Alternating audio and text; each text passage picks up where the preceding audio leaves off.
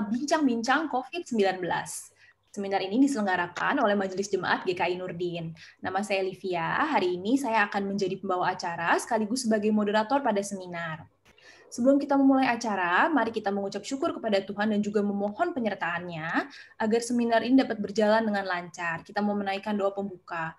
Dengan hormat, saya mengundang Pendeta Dianawati untuk memimpin kita dalam doa pembukaan. Saya persilahkan kepada Ibu Diana. Mari Bapak Ibu, saudara-saudara kita berdoa.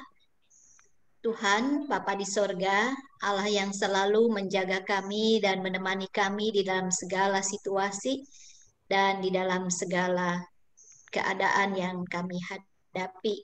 Kami bersyukur hari ini Engkau memberi kami kesempatan untuk lebih mengerti dalam bincang-bincang COVID ini, Tuhan.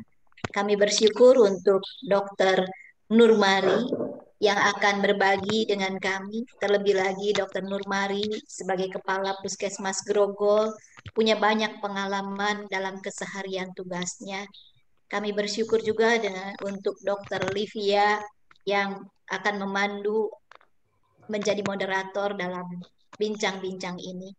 Tuhan, urapilah mereka, pakailah mereka Tuhan untuk menolong kami lebih mengerti tentang COVID, sehingga kami juga lebih bisa bersikap lebih baik dan tepat, tidak bersikap karena takut atau karena rumor atau hal yang lain, tetapi karena kami mengerti dengan pengertian yang akan disampaikan oleh Dr. Nurmari, juga Dr. Livia.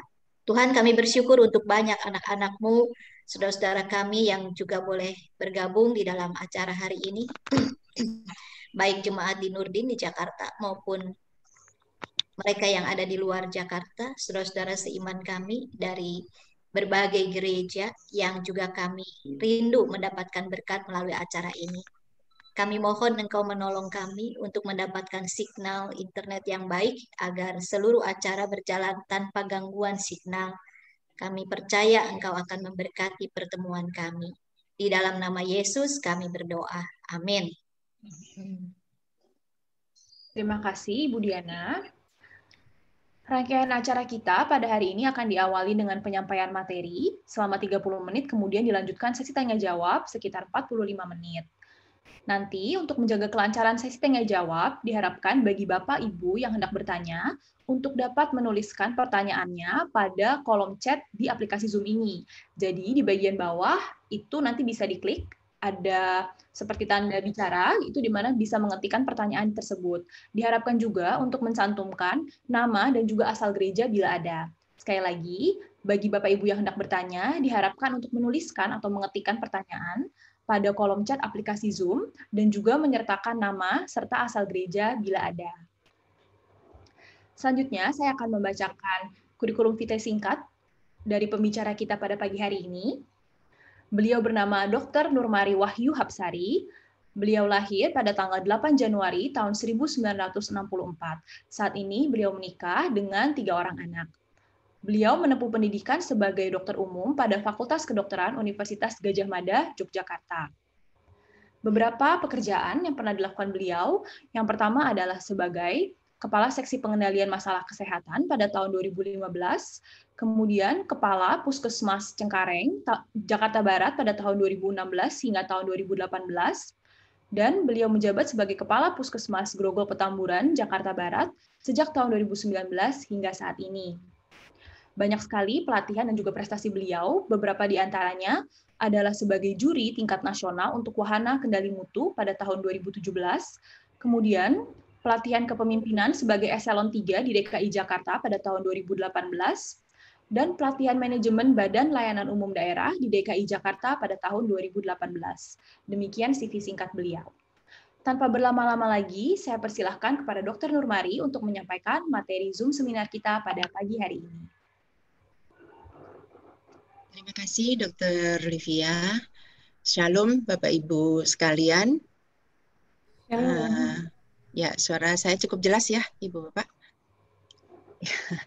Baik, mohon bisa di share screen dari host aja. Silakan. Sudah di share screen, Dok? Sudah ditampilkan? Sudah ya? Sudah. Oke. Baik. Hari ini saya mohon izin untuk berbagi cerita tentang COVID-19 ya, khususnya yang ada di wilayah Grogol Petamburan. Dr. Olivia, mohon maaf, share screen-nya di saya tidak nampak lebar. Sebentar ya, Dok. Iya. Tidak nampak lebar maksudnya tidak full screen, Dok? Iya, tidak full screen. Tapi untuk tab Zoom-nya sendiri sudah dipencet full screen ya, Dok? Sudah. Di saya sih sudah full screen. Iya, di saya juga sudah full screen, Dok, sebetulnya. Oke, sebentar. Kenapa ya? Oke, sudah. Maaf, sedikit gatek. Ini mohon izin, barangkali di sini sudah banyak juga sejawat atau bahkan senior saya atau para spesialis, ya. Jadi saya berbagi untuk wilayah kita saja. Baik, slide. Silakan slide. Nah, ini kira-kira layout yang akan saya sampaikan. Kita mengenal COVID sedikit, kemudian apa yang harus kita kerjakan untuk melakukan pencegahannya. Slide, silakan. Next ya. Ini kita tahu bahwa pada akhir Desember 2019 muncul kasus COVID di Wuhan.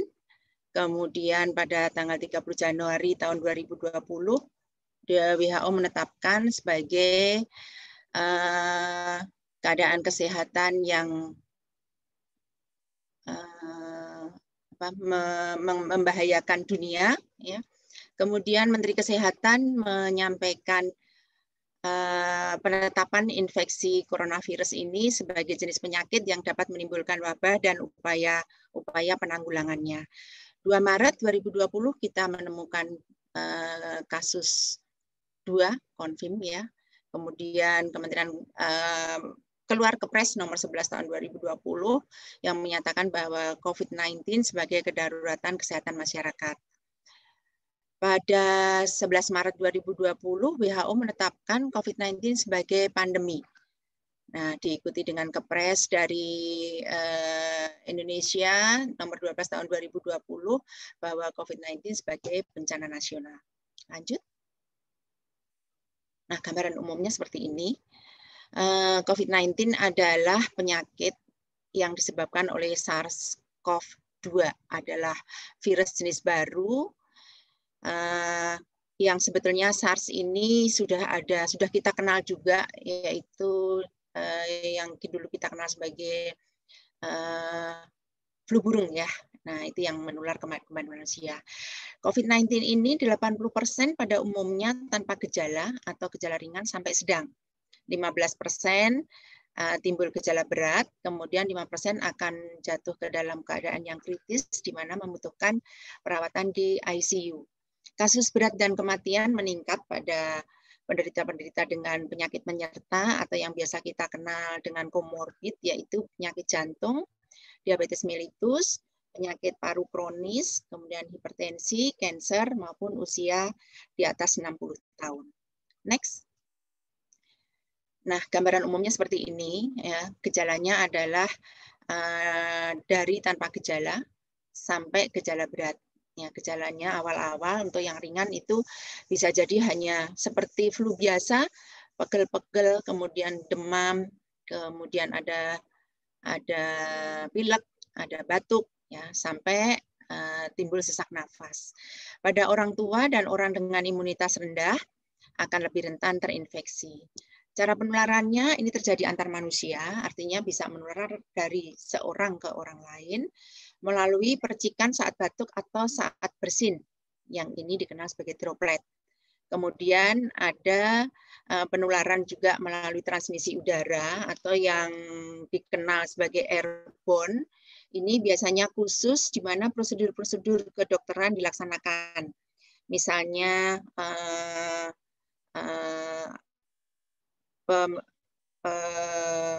inhalasi untuk pasien asma, kemudian pemasangan pemasangan intubasi, kemudian juga kegiatan-kegiatan atau pemeriksaan-pemeriksaan gigi ini bisa dikatakan airborne. Kemudian masa inkubasi COVID-19 ini rata-rata 5-6 hari dengan range antara 1 dan 14 hari. Ya, next.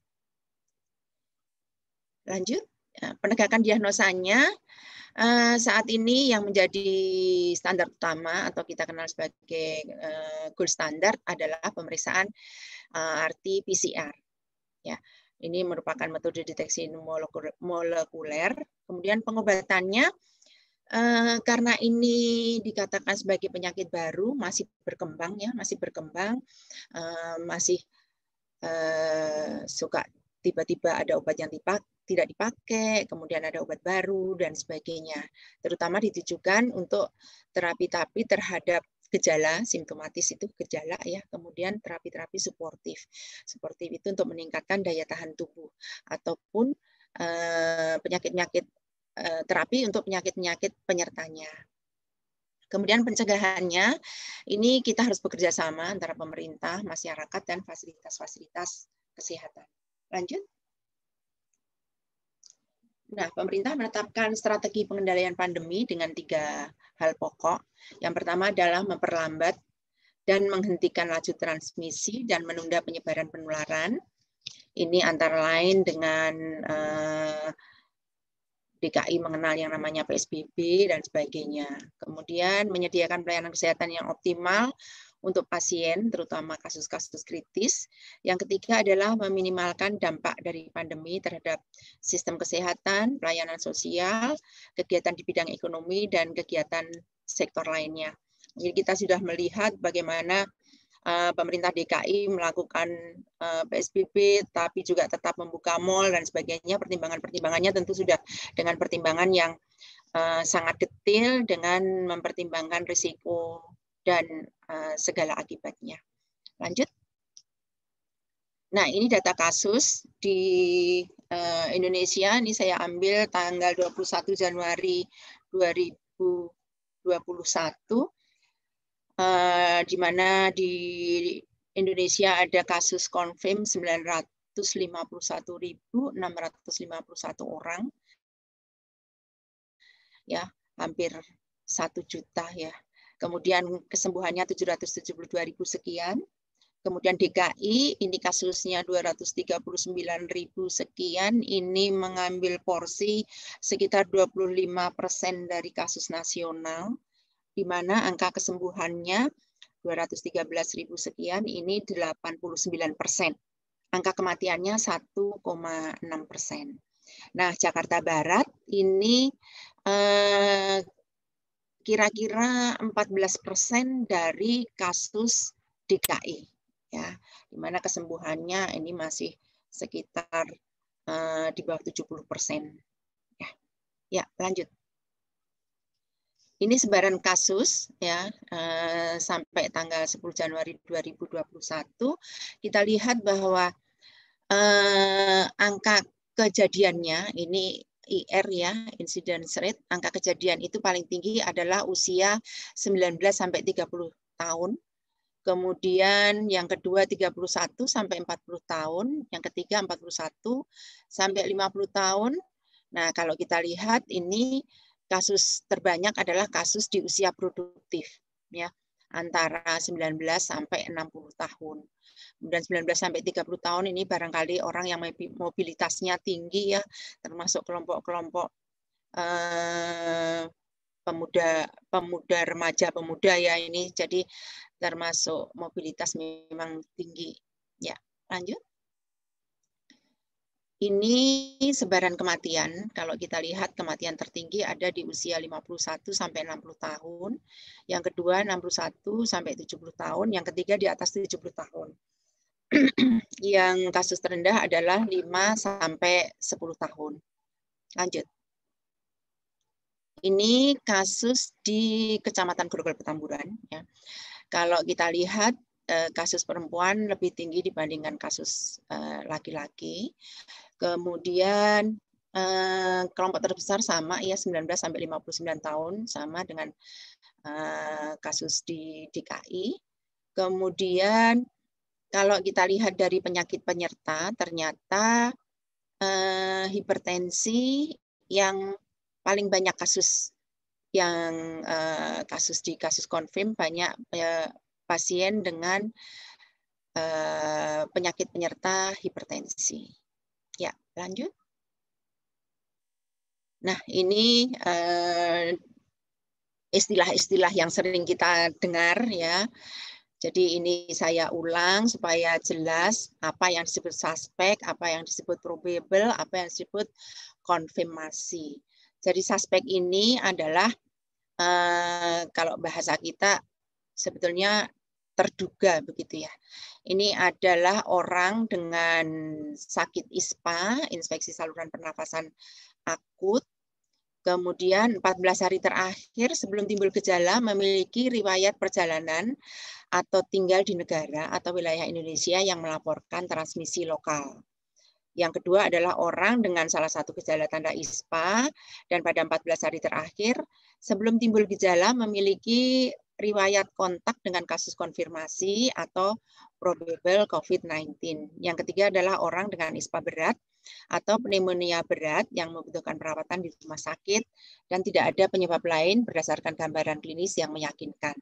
Sedangkan probable adalah kasus suspek dengan infeksi saluran pernafasan atas berat atau meninggal dengan gambaran klinis yang meyakinkan COVID-19, tetapi belum ada hasil pemeriksaan COVID-19-nya. Kemudian kasus konfirmasi, ini adalah yang sudah dinyatakan positif pemeriksaan laboratoriumnya dengan standar emas, RT-PCR. Di sini ada dua kelompok, yaitu kelompok dengan gejala simptomatik dan kelompok tanpa gejala asimptomatik. Lanjut. Kemudian lanjut, ada istilah lagi kontak erat. Apa sih yang disebut kontak erat? Kontak erat ini adalah ketika orang kontak tatap muka atau berdekatan dengan kasus probable atau kasus konfirmasi dalam radius 1 meter dan dalam jangka waktu 15 menit. Ya, jadi cukup singkat ya, 15 menit kita ngobrol belum puas ini. Kemudian sentuhan fisik langsung dengan pasien kasus probable atau kasus konfirmasi seperti bersalaman, berpegangan tangan, berpelukan itu. Kemudian yang ketiga adalah orang yang memberikan perawatan langsung terhadap kasus probable atau konfirmasi tanpa menggunakan APD yang sesuai standar. Ini kejadian di awal-awal pandemi ya, sampai bulan Juni-Juli itu ketika tenaga kesehatan kesulitan mendapatkan APD. Yang utama lagi adalah orang belum paham dengan kondisinya sendiri ataupun tidak mau jujur, pasiennya tidak jujur terhadap petugas, sehingga petugasnya akhirnya menjadi kasus kontak erat karena ketahuan berikutnya bahwa pasiennya ternyata positif. Kemudian adalah situasi lain yang mengindikasikan adanya kontak berdasarkan penilaian risiko lokal yang ditetapkan oleh tim penyelidikan epidemiologi setempat. Untuk menetapkan status kontak erat ini, untuk kasus-kasus bergejala atau simptomatik, untuk menetapkan kontak erat kita tetapkan dihitung dari 2 hari sebelum timbul gejala sampai dengan 14 hari setelah timbul gejala. Untuk kasus asimptomatik atau kasus tanpa gejala, itu kita mencari kontak eratnya adalah 2 hari sebelum dilakukan pemeriksaan swab sampai dengan 14 hari setelah dilakukan pemeriksaan swab. Kemudian kita mengenal istilah pelaku perjalanan, yaitu orang yang melakukan perjalanan dari dalam negeri maupun luar negeri dalam 14 hari terakhir. Yang dalam negeri ini artinya orang ini bepergian dari wilayah transmisi lokal. Yang transmisi lokal saat ini antara lain DKI jelas ya, kemudian Surabaya, Jogja ini. Jadi transmisi lokal ini ada catatannya dan dikeluarkan setiap hari dikeluarkan oleh pihak yang berwenang. Kemudian ada kasus discarded adalah seseorang dengan status suspek dengan hasil pemeriksaan RT-PCR 2 kali negatif selama 2 hari berturut-turut dengan selang waktu lebih dari 24 jam. Kemudian seseorang dengan status kontak erat yang telah menyelesaikan masa karantina selama 14 hari. Sedangkan kematian adalah kematian akibat COVID-19 dengan hasil laboratorium konfirmasi ataupun probable. Next. Nah, ini alur ketika kami menemukan kasus, kita mengenal dengan nama 3T, yaitu tracing, testing, dan treating. Jadi, kita melakukan penemuan ketika kita, tracing itu penyelidikan ya, ketika kita menemukan kasus suspek, atau kita mendapat laporan suspek, kita akan melakukan isolasi suspek tersebut, kemudian kita investigasi kasus, kita tetapkan status kontaknya apa, kemudian kita lakukan komunikasi dengan yang bersangkutan maupun dengan masyarakat dengan terkait dengan hasil kontak tracing-nya, kemudian kita lakukan karantina. Ketika dilakukan karantina selama 14 hari tidak bergejala, maka dia akan kita masukkan dalam kelompok discarded. Ketika timbul gejala, kita lakukan, kita masukkan dalam kelompok suspek COVID. Nah, kemudian ketika yang bersangkutan kita tetapkan sebagai suspek COVID, kita lakukan pemeriksaan PCR. PCR nanti ada 2 hasil, bukan COVID, nanti akan menjadi kelompok discarded. Kemudian ketika COVID, kita tetapkan sebagai kasus confirm. Kemudian kita lakukan terapi sesuai dengan protokol COVID. Lanjut. Nah, ini tadi yang keterangannya ya. Nanti jadi ada istilah karantina, di mana ini upaya memisahkan individu yang sehat atau belum memiliki gejala COVID-19, tetapi memiliki riwayat kontak dengan pasien konfirm COVID-19, atau memiliki riwayat bepergian ke wilayah yang sudah terjadi transmisi lokal. Kemudian isolasi itu adalah proses mengurangi risiko penularan melalui upaya memisahkan individu yang sakit, baik yang sudah konfirm ataupun yang memiliki gejala. Jadi kalau karantina kita katakan sebagai karantina adalah ketika kita mengamarkan orang sehat, isolasi ketika kita mengamarkan orang sakit. Lanjut. Ya, ini ringkasannya ya. Jadi ketika kasus suspek dilakukan pengambilan swab, kemudian kita tetapkan sambil menunggu swab kita tetapkan apakah dia ringan, sedang atau berat.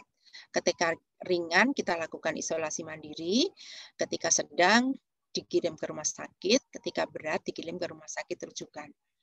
Nah, untuk pada waktu awal-awal pandemi, ketika kita sudah menetapkan kasus suspek, belum ada hasil, kita bisa mengirim ke Wisma Atlet, ya, kita bisa mengirim ke rumah sakit, itu dengan mudah. Nah, seiring dengan perjalanan waktu, dengan banyaknya kasus, kita saat ini hanya boleh mengirim ke ruang isolasi mandiri itu ketika sudah confirm, ketika hasil laboratoriumnya sudah jelas. Nah, ini merupakan tantangan bagi kami maupun kita sekalian ya, ketika yang bersangkutan sudah suspek, ternyata menunggu hasil belum bisa kita lakukan rujukan, berarti harus isolasi mandiri di rumah. Ini serunya, kalau yang disiplin ya isolasi mandiri ya benar-benar tidak keluar, tetapi yang tidak disiplin tidak keluar, apalagi untuk saudara-saudara kita yang kondisi perekonomiannya tidak cukup kuat, ketika hasil belum keluar ya tetap bekerja. Nah, ketika hasil sudah selesai, sudah muncul, kita akan menetapkan sebagai konfirmasi atau sebagai kelompok discarded.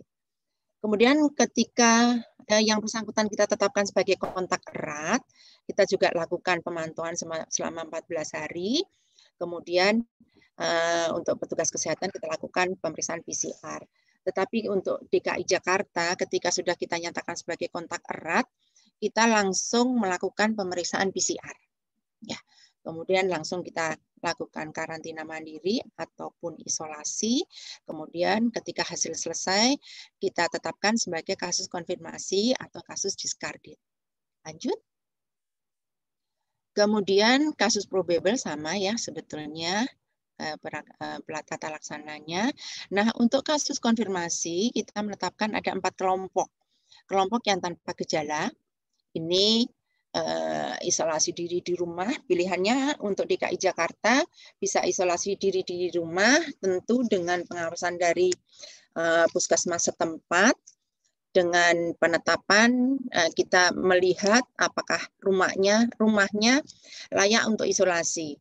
Layak untuk isolasi itu yang bersangkutan harus bisa di kamar sendiri, tidak kontak dengan orang rumah, kemudian kamar mandi sendiri. Maaf, minum dulu.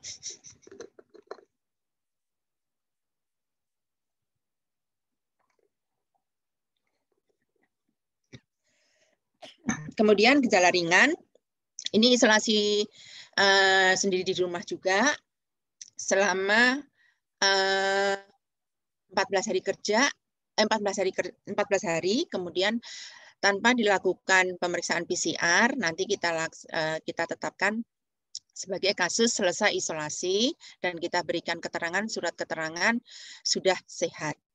Kemudian gejala sedang, kita akan rujuk ke rumah sakit darurat di Wisma Atlet.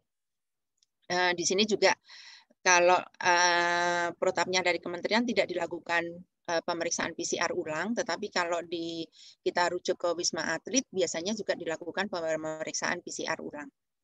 Kemudian gejala berat kita rujuk ke rumah sakit, kemudian kita lakukan pemeriksaan PCR ulang. Baru nanti ditetapkan sembuh. Nah, untuk yang tanpa gejala, yang isolasi sendiri di rumah, ini coba lanjut. Next. Slide. Oh, balik dulu, balik. Nah,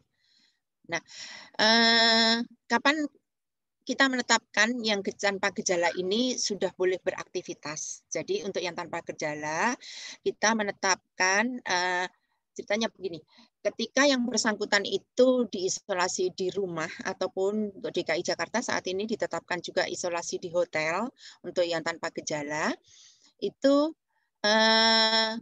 biasanya khusus untuk Puskesmas Grogol Petamburan kita mempunyai web pemantauan di mana ketika pasien itu sudah masuk suspek atau kita tetapkan sebagai konfirmasi, nanti diwajibkan mengisi data, kemudian setiap hari melaporkan kondisi masing-masing melalui web tersebut, melalui WA Group.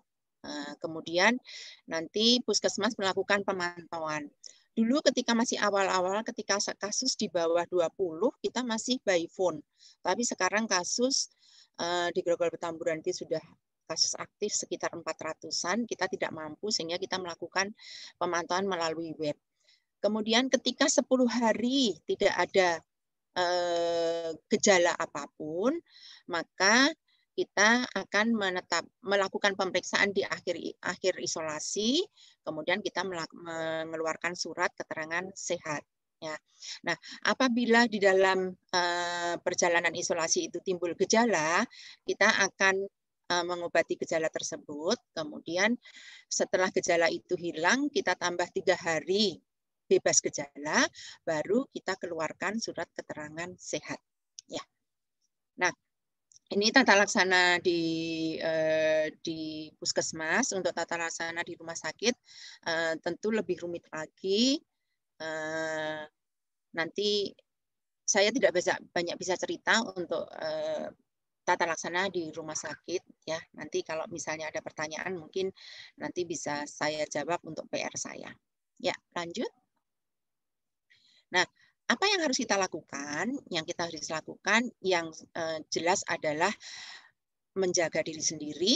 Ya, kalau dulu kita mengenal 3M, sekarang saya menambah menjadi 5M. Ini rekomendasinya Ikatan Dokter Indonesia, yaitu memakai masker, mencuci tangan pakai sabun, kemudian menjaga jarak, menjauhi kerumunan, dan mengurangi mobilitas. Di samping itu juga kita wajib tetap menjaga kondisi tubuh dengan olahraga cukup, istirahat cukup, kemudian makan gizi yang seimbang, maupun mengelola stres ya. Nah, tindakan pencegahan yang sekarang sedang dilakukan oleh pemerintah adalah pelaksanaan vaksinasi, di mana vaksin yang kita pakai adalah Sinovac. Lanjut. Nah, ini konsep imunisasi. Imunisasi adalah upaya yang dilakukan dengan sengaja memberikan kekebalan kepada anak maupun dewasa sehingga terhindar dari penyakit. Vaksin ini sudah lama, kemudian vaksin ini diberikan untuk orang sehat. Cara kerja dan manfaatnya perlu diberikan penjelasan yang jelas. Lanjut.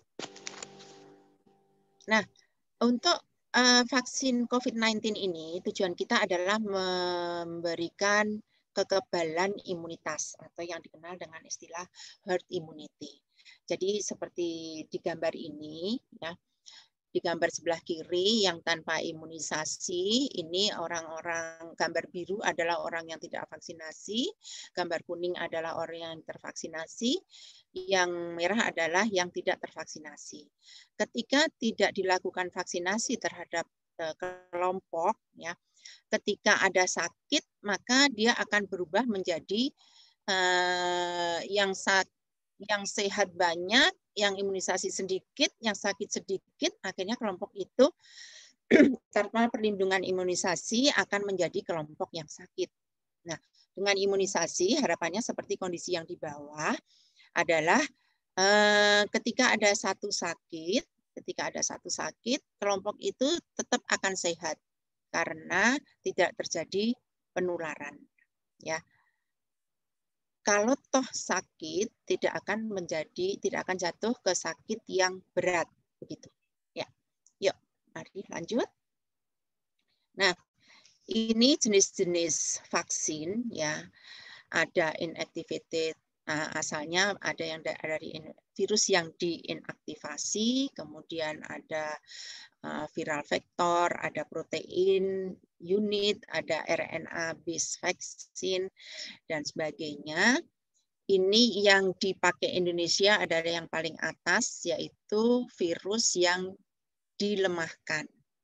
Mereknya adalah Sinovac, diberikannya satu dosis itu setengah cc, diberikan 2 kali dengan selang waktu 14 hari, diberikan suntikan di dalam otot.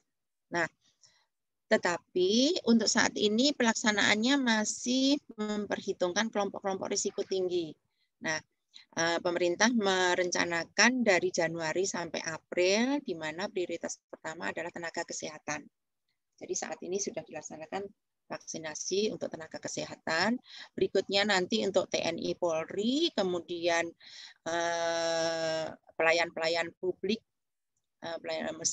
aparatur pemerintahan, kemudian guru-guru, baru nanti kepada masyarakat umum. Jadi untuk masyarakat umum kira-kira masih April begitu ya, jadi saat terakhir-akhir. Ya, lanjut.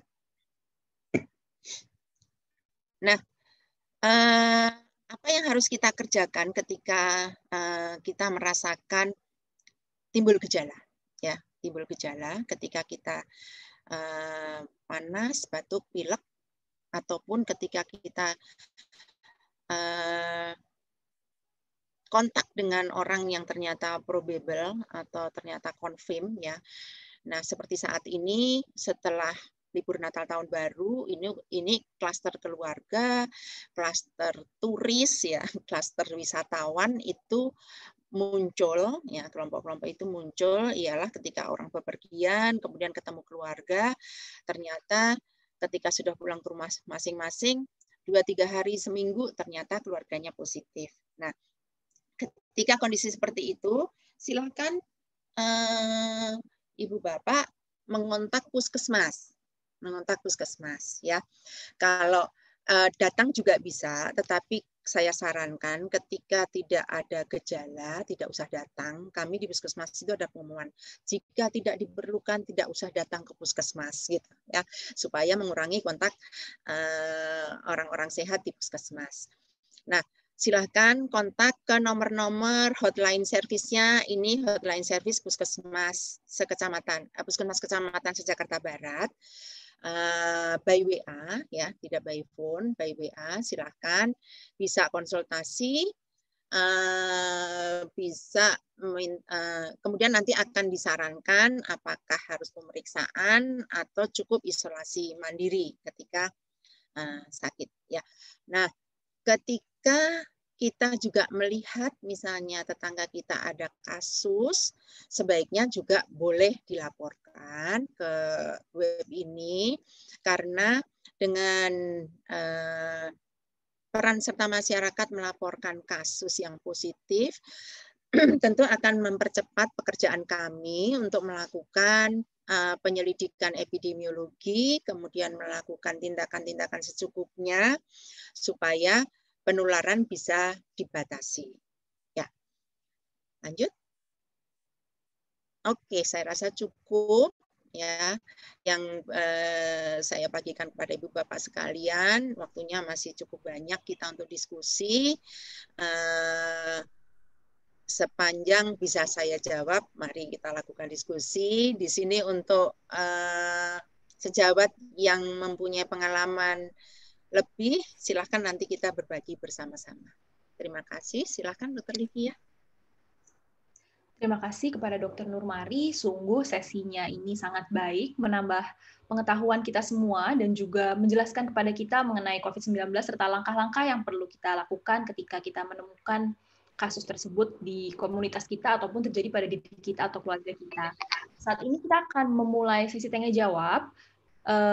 Untuk pertanyaannya, Dr. Nurmari, apakah lebih baik saya bacakan satu persatu atau saya bacakan mungkin per 3 pertanyaan? Bagaimana, Dok? Boleh, 3 pertanyaan. Ya. Oke, baik. Kalau yang bisa sejenis, boleh. Baik, Dok. Oke, jadi pertanyaan pertama dari Pendeta Dianawati dari GKI Nurdin. Pertanyaannya adalah, kalau kasus probable, apakah pihak puskesmas atau rumah sakit akan menuliskan di keterangan kematiannya, berarti misalnya kasus probable tersebut kemudian meninggal ya, Dok. Yeah. Apakah akan dituliskan keterangan bahwa almarhum tersebut positif COVID-19 sehingga perlu protokol COVID dalam pemakaman atau kremasinya? Itu pertanyaan pertama. Kemudian yang kedua dari Bapak Budi Lukas dari GKI Nurdin. Apakah pada penyakit COVID ini selalu dengan gejala ISPA, ataukah virus ini dapat menyebabkan gejala lain selain ISPA, misalnya diare? Terima kasih. Kemudian pertanyaan ketiga dari Bapak David Wijaya. Apakah, ini pertanyaan lebih terkait ke arah teknis BPJS, apakah BPJS akan membayari atau membayarkan pemeriksaan PCR ketika kita melaporkan diri ke poliklinik terdekat dengan catatan sudah terdaftar menjadi BPJS? Mengingat PCR biaya mahal sekali. Ini ada sedikit ralat dari Bapak David bahwa sebetulnya ditanyakan bukan poliklinik, tapi puskesmas. Jadi kalau misalnya melaporkan diri ke puskesmas dan sudah jadi anggota BPJS, apakah PCR tersebut akan diganti biayanya oleh BPJS? Begitu. Mungkin 3 pertanyaan tersebut, boleh Dr. Nurmari jawab terlebih dahulu, Dok. Silakan. Ya. Terima kasih Dr. Livia. Terima kasih untuk Pendeta Diana. Jadi seperti tadi di slide kita sampaikan untuk kelompok probable itu memang untuk kematian dengan protokol kesehatan. Ya. Nah, untuk surat kematian biasanya kalau memang probable karena belum ada hasil laboratorium, kita tidak menyatakan sebagai COVID. Dan di surat kematian kami biasanya menuliskan sebagai penyakit menular, tidak vulgar COVID begitu ya. Ya. Nah, memang di probable ini banyak kasus ya di Jakarta Barat. Ini kami sering di Sumber Waras, Royal Taruma itu probable ini menjadi suatu konflik antara petugas dengan keluarga ya. Nah, kalau menurut kami karena probable itu memang belum pasti, tetapi penetapan probable itu tentu dengan gejala-gejala yang sudah mengarah ke sana. Nah, karena kita masa pandemi, sebaiknya memang dilaksanakan sesuai dengan protokol kesehatan. Begitu, Ibu. Kemudian, apakah COVID ini hanya ISPA? Tidak selalu, ya. Tidak selalu. Memang diare ada muncul, kemudian double ya suaranya ya.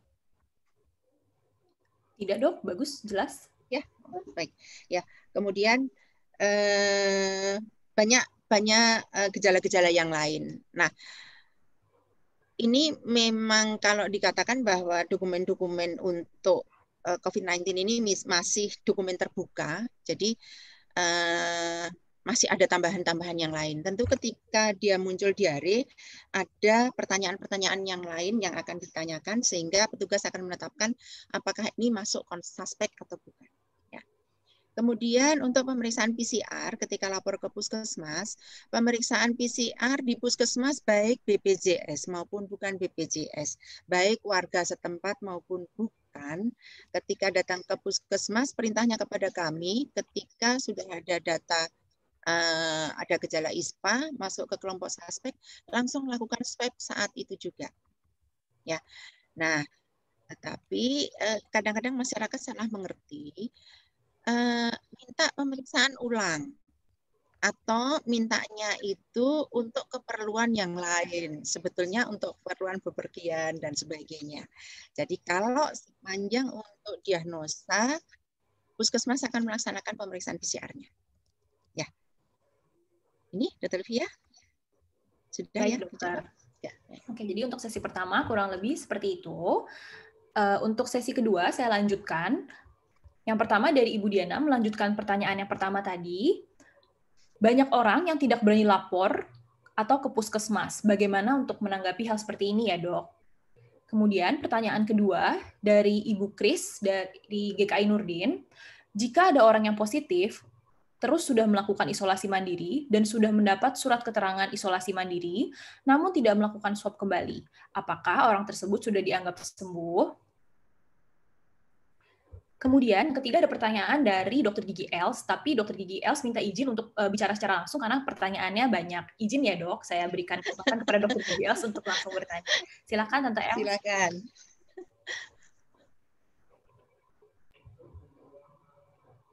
Silakan, Tante Els. Oh ya, terima kasih. Jadi saya mau tanya, gini, untuk menyatakan sembuh, Dokter Nurmari, sorry, saya mau nanya langsung ya. Pertama, pertanyaan saya ini, kalau soalnya gini, saya dengar orang itu yang dinyatakan sembuh itu tidak menular itu beda-beda persepsinya. Kalau WHO kan 14 hari. Nah, saya pernah dengar di kedengeran nggak sih? Dengar. Nah, saya pernah lihat di YouTube Dr. Pot. Dr. Pot itu mengatakan bahwa kalau yang nyatakan sembuh dan tidak menular itu 10 hari plus 1 tanpa demam. Nah, kemudian adik saya kebetulan kena COVID di Manado. Dia konsultasi dengan dokter spesialis COVID di Manado, bilang 21 hari baru dinyatakan tidak menular. Jadi mana yang benar, 14 hari, apakah 11 hari, atau 21 hari? Itu yang pertanyaan saya pertama. Kemudian pertanyaan saya yang kedua, kebetulan suster di rumah sakit saya praktek, itu dia swab PCR-nya itu sampai 7 kali masih positif. Jadi dia udah kita isolasi sampai kurang lebih 4 bulan, tapi PCR-nya sampai 7 kali swab-nya masih positif. Nah, akhirnya dia disuruh kerja. Nah, apakah itu kalau PCR-nya positif itu masih menular apa enggak gitu loh? Karena kan udah sampai 4 bulan nih, kok dia swab-nya masih positif terus. Itu yang kedua. Terus yang ketiga, ada lagi kebalikannya. Dia swab-nya udah negatif, tapi masih bergejala. Nah, apakah dia masih menular? Karena dia sudah disuruh kerja, karena PCR-nya udah negatif. Setelah 14 hari dia udah negatif, tapi masih bergejala gitu loh. Nah, itu yang ketiga. Terus yang keempat, vaksin ya. Vaksin kan kita tahu bahwa efikasinya kan 65, berapa persen itu kan. Nah, kemungkinan kan jadi memang ada yang tertular, bisa ada yang tertular walaupun sudah divaksin. Nah, kalaupun dia tertular memang kan gejalanya lebih ringan. Tapi apakah dia masih bisa menular ke orang lain apa enggak gitu. Itu sih 4 pertanyaan saya. Terima kasih. Terima kasih Dokter S. Waduh, ini 2 SKS ini, Dok.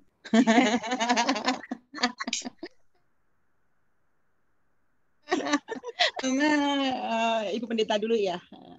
Jadi tidak berani melapor. Masalahnya apa, Ibu? Masalahnya apa? Dibuka aja, di mute. Masalahnya tidak berani itu satu, nanti dimusuhi tetangga. Lalu yang kedua, kalau ke puskesmas malah jadi tertular lebih gawat karena kan banyak orangnya gitu. Ya, baik ya. Jadi ini memang persepsi masyarakat memang menjadi PR ya bagi kami. Persepsi masyarakat menjadi PR bagi kami. Seperti di wilayah Grogol itu, ketika positif dan anak kos langsung disuruh keluar dari kos, ya, langsung datang ke puskesmas, padahal kita belum siap untuk melakukan rujukan. Ya, seperti itu. Itu tantangan kita ya, Bu ya. Nah, sebetulnya sama-sama berisiko untuk partisipasi supaya penyakit ini bisa kita minimalisir secepat mungkin memang harus tetap lapor. Nah, saat ini juga ada gugus tugas RT RW ya, dan itu kemudian data itu kalau toh memang positif, data itu akan sampai juga kepada kami. Nah, sampainya kepada kami itu makin cepat sampai, makin bagus. Makin lambat sampai, makin banyak penularan. Nah, pilihannya seperti itu. Jadi sama-sama risikonya, alangkah baiknya lapor saja. Kemudian nanti kalau lapor boleh sampaikan ketakutannya. Misalnya sampaikan, jangan bilang saya yang menyampaikan, atau supaya lokasinya dirahasiakan, itu kita akan pegang. Ya, kebetulan Ketua Gugus Tugas Grogol Petamburan itu Bapak Camat. Dulu beliau pejabat di Biro Hukum Wali Kota. Sehingga ketika saya sampaikan bahwa rahasia pasien, rahasia penderita, rahasia pemberi informasi, beliau concern ya, beliau concern. Jadi kita akan mengupayakan untuk merahasiakan identitas pelapor maupun pasien ya. Nah, supaya aman, ketika melakukan isolasi di rumah itu kerjasama dengan kami, terbuka dengan kami, menyampaikan bahwa saya tidak ingin orang lain tahu. Oke, kalau tidak ingin orang lain tahu, ya benar-benar isolasi, jangan keluar masuk. Ya, karena sebetulnya data itu RT RW tahu. Nah, ketika keluar masuk itu yang akan dilaporkan, gitu ya. Nah, kalau sepanjang isolasi di rumah, duduk manis di rumah aman. Ya, beberapa kasus anak kos di Grogol di Kelurahan Grogol, di Kelurahan Tomang itu bisa aman karena dia benar-benar disiplin tidak keluar kamar. Ya. Jadi sistem, terus ada juga yang dibantu teman kosnya, dia terbuka dengan teman kos tapi tidak terbuka dengan ibu kos. Terbuka dengan teman kos, saya kasus positif. Jadi kamar mandinya padahal di luar. Jadi ketika mau mandi, dia WA ke teman-temannya, saya mau mandi, jangan pada keluar, semua masuk di kamar. Ketika dia mandi, selesai mandi, handle dan sebagainya, dia pakai barang-barang sendiri, handle dan sebagainya dia semprot dengan antiseptik. Ketika makan, waktunya makan, teman-teman nanya, kamu mau dibeliin makan apa? Dibeliin, makanan saya taruh di depan pintumu. Iya deh. Terus kita udah masuk kamar nih, yang bersangkutan baru keluar ngambil makan. Nah, itu sayang sekali yang bersangkutan tidak mau membuat testimoni, itu luar biasa sekali, itu di awal-awal pandemi. Ternyata dukungan dari orang sekitar itu bagus ya. Cukup ya Ibu Diana, sudah terjawab ya Bu. Kemudian yang positif selesai, kapan dianggap sembuh dengan isolasi mandiri? Ya, jadi untuk isolasi mandiri tanpa gejala, memang tidak dilakukan pemeriksaan ulang PCR. Ya, kemudian makanya kami membuat pemantauan by web hari per hari, kita minta laporannya supaya kondisinya bisa diikuti selama isolasi itu adakah timbul gejala atau tidak. Ketika tidak timbul gejala berarti aman, ketika timbul gejala kita lakukan pengobatan. ya. Ini lanjutnya dengan tadi Dr. Els ya, bahwa untuk isolasi mandiri memang tidak dilakukan pemeriksaan ulang. Kemudian untuk dinyatakan sembuh. Kalau protapnya Kementerian Kesehatan memang ketika tidak ada gejala, 10 hari bisa dinyatakan sehat ya. Kita tidak menyatakan sembuh tetapi menyatakan sehat. Kemudian ketika timbul gejala itu kita ikuti, kemudian setelah tidak timbul gejala, 3 hari bebas gejala, baru kita keluarkan surat keterangan sehat, tentu dengan pemeriksaan lebih dahulu. Ya. Nah, kalau tadi kapan ditetapkan tidak menularkan, kalau dari bacaan-bacaan yang ada, itu ketika sudah 14 hari itu tidak menularkan, ya. Ketika sudah 14 hari isolasi itu tidak menularkan. Nah, tadi dikatakan bahwa PCR-nya sampai 7 kali pemeriksaan masih positif. Nah, ini unik juga ya. Jadi untuk PCR positif ketika biasanya memang penetapan kesembuhan itu ditetapkan oleh dokter yang merawat ya. Pertimbangannya antara lain setahu saya dengan yang pertama melihat gejalanya masih ada atau tidak. Ketika gejala tidak ada, mungkin dengan pemeriksaan yang lain, mungkin pemeriksaan darah sesuai dengan kebutuhan, ya. Kemudian ketika dilakukan pemeriksaan PCR itu ada yang namanya CT, circle threshold, ya. Nah, ini suka juga dijadikan pertimbangan. Ya, ini biasanya para spesialis di rumah sakit ya. Kalau kami di puskesmas memang lebih ke kesehatan masyarakatnya. Ketika kami kesulitan menentukan kesembuhan, kami akan melakukan konsultasi kepada rumah sakit rujukan kami. Kebetulan di Jakarta ini ada sistem pengampuan, jadi puskesmas itu diampu oleh rumah sakit tipe D, rumah sakit tipe D diampu oleh rumah sakit yang di atasnya. Jadi nanti kita komunikasi, konsultasi dengan dokter-dokter ahli di rumah sakit. Begitu Dr. Els yang bisa saya jawab, mungkin tidak bisa memuaskan semua pertanyaannya. Ya. Oke, terima kasih. Oke, terima kasih Dr. Nurmari. Masih ada waktu untuk sesi tanya jawab dan masih sangat banyak yang antusias, Dok. Sangat menarik berarti bagi umat di GKI Nurdin ini karena memang kami juga merasa makin lama sepertinya kok makin dekat nih kasus COVID. Oke, untuk pertanyaan-pertanyaan berikutnya, yang pertama adalah dari Ibu Indah Yani dari GKI Nurdin. Jika seseorang kontak erat dengan pasien COVID, butuh waktu berapa hari dia harus melakukan PCR? Harus PCR atau boleh swab antigen? Itu yang pertama. Kemudian yang kedua dari Bapak Timotius. Pertanyaannya, kalau satu ruangan tapi tidak terdefinisi sebagai kontak erat, jadi misal lebih dari 2 meter dan tidak komunikasi intens, hanya beberapa menit, apakah perlu melakukan tes PCR atau antigen saja cukup? Kemudian pertanyaan ketiga dari Bapak Jonathan dari GKI Nurdin, kalau pasien dengan gejala demam dan positif COVID dari hasil PCR-nya, bisakah isolasi mandiri atau haruskah dirawat di rumah sakit? Itu 3 pertanyaannya, Dok. Mohon untuk dijawab. Baik. Terima kasih. Tadi Ibu Indah, jika kontak beberapa hari, gimana?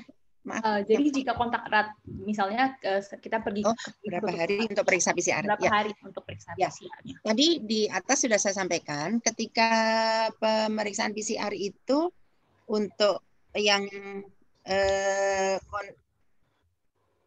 kontak dengan kontak erat, itu 2 hari sebelum. Nah, kontak eratnya ada dua kelompok bergejala dan kelompok tidak bergejala. Ketika kelompok bergejala 2 hari sebelum gejala muncul, ya. Nah, ketika untuk yang tidak bergejala 2 hari sebelum dilakukan pemeriksaan PCR, ya, itu. Jadi misalnya seseorang dinyatakan positif kemarin tanggal 21. Kemudian orang tersebut ternyata ada gejala demam, ada gejala ISPA. Nah, orang-orang yang kontak pada tanggal kemarin 21 ya. Orang-orang yang kontak tanggal 19, tanggal 20, tanggal 21 itu masuk ke kontak erat. Ya, masuk ke kontak erat kemudian dilakukan PCR. Ketika dia tidak timbul gejala, tentu kan mungkin tidak ngeh ya. Nah, ketika tanggal 21 dilakukan jangan 21 ya, 21 hasil jadi positif. Kemudian tanggal 19 dia melakukan pemeriksaan PCR. Nah, orang yang kontak dengan yang bersangkutan dari tanggal 18-17 itu yang masuk ke kontak erat. Gitu. Ya. Kemudian satu ruangan tidak intens, jaraknya juga jauh. Nah, ini jadi tidak termasuk kontak erat, ya, tidak perlu isolasi mandiri, tetapi perlu waspada, Ketika mulai timbul gejala dan sebagainya, silakan melakukan pemeriksaan. Ya, kalau kebijakannya sebetulnya ketika ada kasus di dalam satu ruangan, meskipun jaraknya 2 meter, sebaiknya ada lockdown lokal gitu ya. Lockdown lokal. Nah, tergantung juga ini sebetulnya kan tergantung kebijakan pimpinan masing-masing juga ya. Lebih-lebih untuk bidang usaha barangkali kalau tidak bisa di WFH-kan agak repot ya. Nah, ini sebetulnya kalau memang dalam satu ruangan lebih-lebih misalnya ruangannya AC atau ventilasinya tidak bagus, alangkah baiknya di WFH-kan gitu ya, diisolasikan sampai sesuai dengan kebutuhan saja sih sebetulnya. Kalau misalnya bisa ya WFH-kan sampai 10 hari seperti itu ya. Nah, kemudian untuk Bapak Yonatan, kemudian demam dengan hasil konfirm, apakah bisa isolasi mandiri? Boleh dengan isolasi mandiri. Kalau kami di Grogol Petamburan kondisi seperti ini kan masuk di dalam pantauan. Ya, biasanya kalau gejala ringan, hanya panas, batuk pilek, kita berikan obat-obat simptomatis, membantu, silahkan dilanjutkan isolasi. Ketika tidak membantu, kita akan pertimbangkan untuk dilakukan rujukan. Gitu. Ya, cukup ya, Bapak Yonatan. Ya, terima kasih dokter. Tadi untuk pertanyaan yang pertama, itu yang ingin diketahui adalah jika seseorang kontak erat dengan pasien COVID, kira-kira berapa hari dia perlu melakukan pemeriksaan, dok? Misalnya saya kontak dengan pasien COVID hari ini, kapan saya perlu melakukan, saya kontak erat, dok? Kapan saya perlu melakukan pemeriksaan PCR atau swab antigen untuk mengetahui apakah saya tertular atau tidak? Ya, secepatnya. Kalau memang kontak erat secepatnya, ya. Secepatnya. Tadi kan di suspek kan termasuk kan ketika kontak erat langsung dilakukan pemeriksaan. Nah, untuk apakah antigen, apakah PCR, sebetulnya kalau untuk diagnosa itu wajibnya adalah PCR. Ya, wajibnya adalah PCR. Nah, tetapi selama menggunakan antigen, ya, ketika antigen positif bisa dikatakan 80% itu PCR-nya memang positif. Ya. Nah, daripada ya, tapi kalau antigen memang rapid test ya bisa langsung diketahui. Ya, monggo pilihannya adalah kalau rapid test bisa segera diketahui. Ketika rapid test antigen sudah positif harus dilakukan pemeriksaan PCR. Ya. Gitu, Dok. Baik, Dok. Masih ada sedikit waktu lagi, Dok. Monggo. Dan masih ada beberapa pertanyaan juga ternyata. Yang pertama dari Ibu Ingrid dari GKI Nurdin. Saya baca di media, vaksin tidak dilakukan untuk orang dengan beberapa penyakit tertentu termasuk kanker. Sebagai penyintas, apakah saya juga tidak bisa divaksin? Kemudian pertanyaan berikutnya dari Ibu Imelda GKI Nurdin. Saat ini banyak sekali restoran atau mal dengan konsep ruang terbuka. Apakah ketika kita berada pada ruang terbuka umum, itu menjadikan kita lebih aman dari penularan COVID? Ya. Selanjutnya, pertanyaan dari Ibu Dianawati, Pendeta Diana. Kalau yang kontak erat, periksa 2 hari sebelumnya dengan yang terkonfirmasi COVID. Lalu bagaimana dengan orang lain yang jumpa dengan orang yang kontak erat dengan pasien terkonfirmasi? Apakah perlu cek atau karantina? Karena tidak langsung kontak dengan pasien. Oh, jadi ini hanya orang tersebut kontaknya dengan si kontak erat dari pasien terkonfirmasi. Ya, silakan dokter mohon dijawab.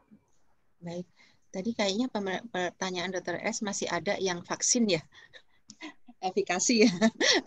Ya, untuk Ibu Ingrid, ya, vaksin memang tidak diberikan kepada penyintas dan tidak diberikan kepada orang dengan penyakit-penyakit tertentu. Jadi cancer tidak, kemudian komorbid juga tidak ya, hipertensi, DM, jantung dan lainnya memang tidak. Jadi prioritas yang sekarang adalah untuk bukan untuk orang-orang ini. Nanti untuk kedepannya ya kita ini kan masih vaksinnya kan juga masih baru ya, masih baru. Kemudian untuk orang-orang yang dengan tadi yang orang yang disebutkan tadi adalah orang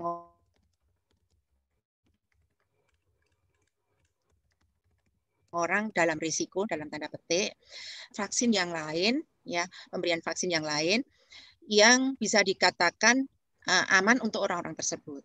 Nah, kalau kemarin kami melakukan webinar untuk kelompok-kelompok ini, biasanya nanti ada masukan dari penelitian-penelitian di seluruh dunia. Jadi kan udah ada komitmen beberapa negara melakukan penelitian untuk kelompok-kelompok apa begitu. Nanti itu akan diinformasikan, kemudian negara kita akan memutuskan, oh berarti ini bisa kita lakukan menggunakan vaksin yang ini. Seperti contohnya untuk lansia, katanya mau dikasih vaksin Pfizer gitu. Ya, jadi terus tadi saya sampaikan bahwa dokumen-dokumen COVID ini masih live dokumen, masih dokumen-dokumen terbuka. Jadi mesti penuh dengan kehati-hatian, dengan perhitungan yang cukup matang. Kemudian untuk Ibu Emelda, untuk restoran ruang-ruang terbuka, perlu diingat bahwa ketika kita makan, meskipun mejanya sudah diatur, tidak boleh selang satu kursi misalnya dan sebagainya, tetap ketika kita makan kita tetap membuka masker. Kemudian kita kemungkinan mengeluarkan droplet. Kemudian mau tidak mau kalau kita makan mesti ada sedikit obrolan. Nah, tolong dipertimbangkan hal-hal ini, keputusan terserah di tempat Anda. Nah, kalau tidak terpaksa mungkin lebih baik tidak ke sana.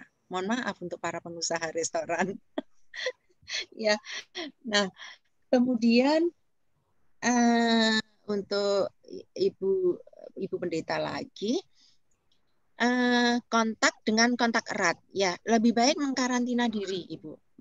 Mengkarantina diri sambil menunggu kontak eratnya ini hasilnya seperti apa.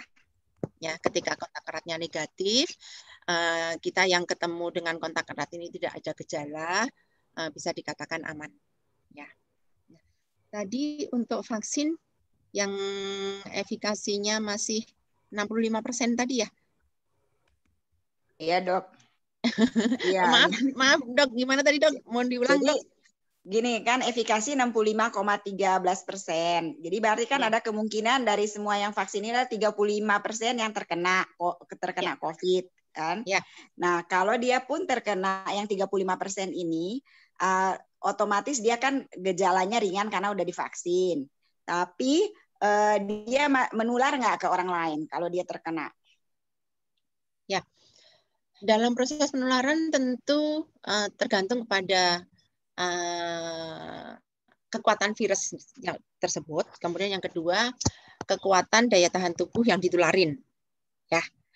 Nah, makanya tujuannya vaksinasi ini kita menginginkan adanya herd immunity. Ya. Imunitas komunal. Ya. Nah, jadi makin sekarang ini makin banyak yang diimunisasi, makin cepat. Harapannya adalah ketika ada kondisi-kondisi tertentu yang orang-orang yang tidak bisa divaksinasi itu terlindungi dengan herd immunity tadi. Seperti itu. Ya, Dr. S. Oke. Baik, Iya, Dok. Dr. S. Iya, Ya, makasih, silakan. Dok. Sama-sama. Baik dok, untuk sesi pertanyaan terakhir, apakah boleh dok kalau 4 pertanyaan? Karena kebetulan tersisa 4 pertanyaan, kita habiskan langsung. Boleh. Boleh ya dok? Ya. Tadi ada pertanyaan dari Bapak Philip dari GKI Sudirman. Jika ada seseorang yang meninggal di rumah, bagaimana prosedurnya untuk mengetahui apakah yang bersangkutan terkena COVID atau tidak? Kemudian pertanyaan berikutnya dari Bapak Budi Lukas dari GKI Nurdin. Jika seseorang sudah terkena COVID dan sembuh total, apakah bisa untuk donor plasma? Dan jika punya penyakit penyerta lainnya, apakah masih memungkinkan untuk donor plasma? Atau misalnya pasien apa saja yang memungkinkan untuk melakukan donor plasma ini? Kemudian berikutnya, dari Bapak Angka di GKI Nurdin, apakah benar dexamethasone bisa membantu meringankan atau menghindarkan COVID?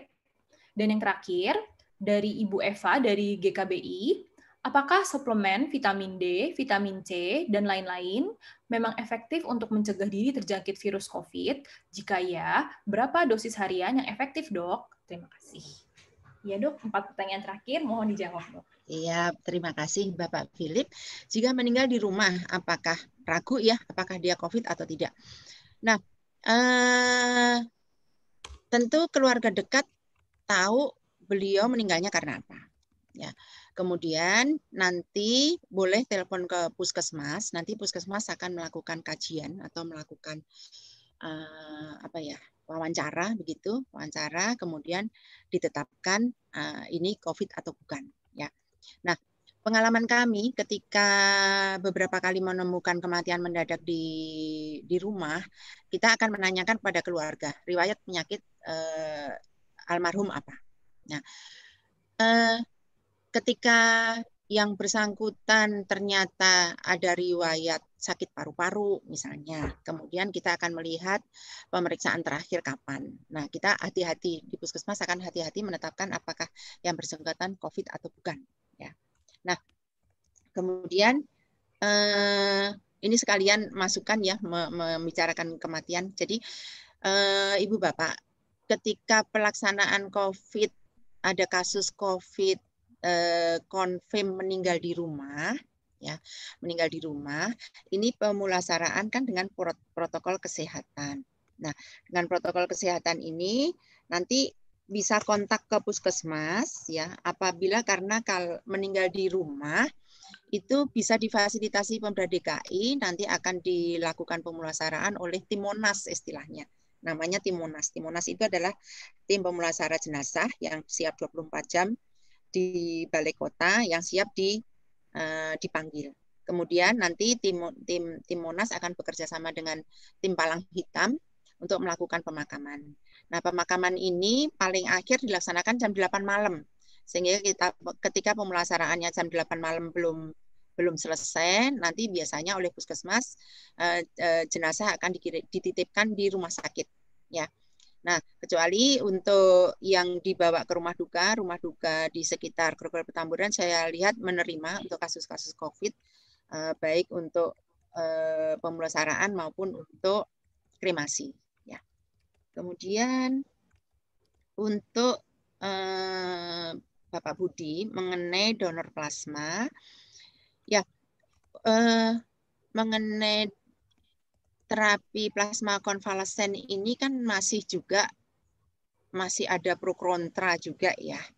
Sehingga penetapannya masih hati-hati. Setahu saya yang boleh melakukan donor adalah yang tidak ada penyakit penyertanya.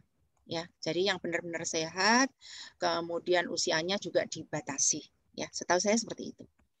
Kemudian untuk dexamethasone, apakah bisa mencegah? Kami di puskesmas tidak punya pengalaman tentang pemakaian dexamethasone. Sejauh ini prosedur SOP yang di-share kepada kami tidak ada pemakaian dexamethasone. Jadi saya tidak bisa, mohon maaf, saya tidak bisa komentar untuk pemakaian dexamethasone ini. Ya. Kemudian untuk pemakaian suplemen sebetulnya tujuannya kan sama ya, untuk meningkatkan daya tahan tubuh. Untuk meningkatkan daya tahan tubuh. Saat ini direkomendasikan untuk vitamin C bisa dipakai 500 sampai 1000 cc 1000 mg. Kemudian vitamin D bisa dipakai sampai 400 unit internasional ya. Itu. Ya, Ibu. Tapi karena vitamin C itu larut dalam air kan ya, Dokter Livia ya. Sehingga relatif aman ya, relatif aman. Ya, itu mudah-mudahan bermanfaat. Apabila masih ada pertanyaan, boleh nanti melalui chat untuk Puskesmas Grogol Petamburan, nanti akan respon oleh tim kami. Terima kasih. Ya. Baik, terima kasih Dr. Nurmari atas pembawa sesi dan juga menjawab pertanyaan-pertanyaan. Saya membacakan sedikit kesimpulan dari sesi kita pada hari ini. Yang pertama bahwa memang COVID-19 adalah penyakit yang disebabkan oleh virus, yaitu SARS-CoV-2. Dan gejalanya bermacam-macam, bisa seperti flu biasa saja, bisa dengan demam, batuk pilek, sesak nafas, namun juga tidak menutup kemungkinan gejala lain, misalnya seperti diare. Penularannya bisa terjadi saat kita batuk atau bersin. Kemudian, penegakan diagnosis untuk penyakit ini dilakukan menggunakan swab PCR. Beberapa definisi yang perlu kita perhatikan atau mungkin yang sering kita temukan adalah kasus konfirmasi, yaitu merupakan kasus yang positif dengan pemeriksaan lab atau PCR. Dan untuk kontak erat adalah kontak tatap muka yang berdekatan dengan kasus probable atau kasus konfirmasi dalam jarak 1 meter dalam waktu 15 menit, atau orang-orang yang bersentuhan fisik langsung, misalnya salaman atau berpelukan, dan atau orang-orang yang memberikan perawatan langsung tanpa menggunakan alat pelindung diri standar. Lalu, untuk membantu pencegahan penyebaran dari penyakit ini, kita dapat melakukan 5M, yaitu yang pertama memakai masker, mencuci tangan dengan sabun, menjaga jarak, menjauhi kerumunan, mengurangi mobilitas, dan juga jangan lupa untuk menjaga kondisi tubuh dengan istirahat yang cukup, olahraga cukup, makan makanan bergizi, dan juga mengelola stres. Untuk vaksinasi, saat ini sudah mulai dilakukan di Indonesia, menggunakan Sinovac. Vaksin dilakukan pada kelompok berisiko tinggi, yaitu saat ini pada tenaga kesehatan, di mana vaksin Sinovac berisi virus yang dilemahkan diberikan sebanyak 2 kali dengan selang waktu sebanyak 14 hari. Harapan dari pemberian vaksin ini adalah munculnya kekebalan komunitas atau herd immunity. Sehingga jika ada satu orang yang sakit, maka kelompok tersebut akan tetap sehat karena tidak terjadi penularan. Ataupun jika pada sakit pun tidak jatuh ke dalam sakit yang berat. Yang terakhir, apa yang harus kita lakukan jika timbul gejala atau kontak erat dengan orang yang probable atau konfirmasi? Kita dapat mengontak puskesmas melalui hotline service, ada WhatsApp-nya, untuk mendapatkan saran apa yang perlu kita lakukan. Apakah kita perlu pemeriksaan lebih lanjut atau perlu dilakukan hal yang lain. Dan jika tidak bergejala, disarankan untuk tidak perlu datang kepada puskesmas untuk mencegah kontak dengan orang-orang yang sehat. Kurang lebih itu yang dapat saya simpulkan pada Zoom seminar kita pada hari ini. Saat ini, saya akan mengajak kita semua untuk foto bersama yang akan dilakukan oleh Penatua Jonathan. Nanti screenshot-nya, mungkin Bapak Ibu yang berkenan dapat membuka kameranya, supaya menjadi kenang-kenangan acara kita di pagi hari ini.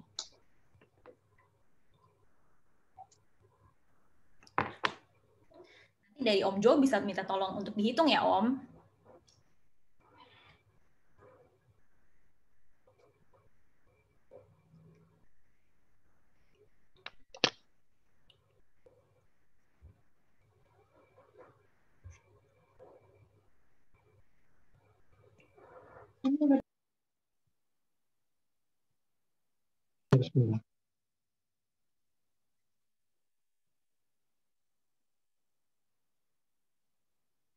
Nanti mohon dihitung ya Om kalau udah mau screenshot.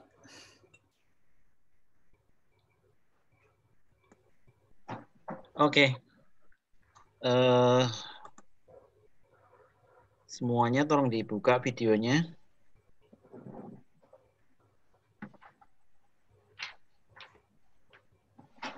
Saya satu-satu ya, ini karena banyak ya, jadi nggak bisa sekaligus ya. Jadi senyum terus aja ya Bapak. Kita mulai dari, ini ada 3 halaman, saya mulai dulu yang dari yang pertama. Oke, kita mulai ya, 1, 2, 3. Save.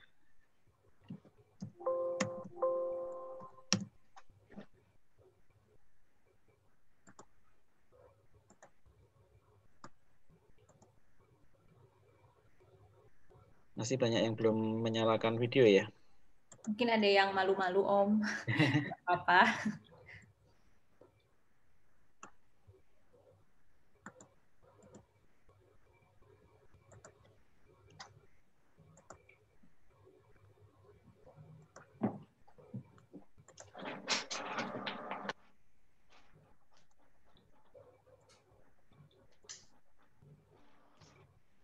Oke, terima kasih. Terima kasih, Om Jo. Oke, baik. Dengan demikian, acara foto bersama, kita sudah mau mengakhiri seminar kita. Untuk doa tutup, saya mohon kepada Penatua Indah Yani untuk memimpin kita dalam mengakhiri acara kita pada pagi hari ini. Silahkan. Mari Bapak Ibu Saudara, kita tutup di dalam doa webinar pada siang hari ini.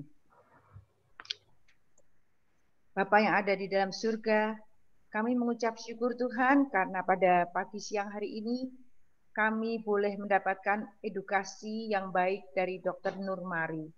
Bapa, biarlah apa yang sudah kami peroleh ini boleh membekali kehidupan kita untuk menjadi lebih baik dan menjadi contoh sebagai anak Tuhan yang mau melakukan perintah-perintah yang baik dari pemerintah kami ya Tuhan, dari puskesmas di sekitar kami juga ya Tuhan.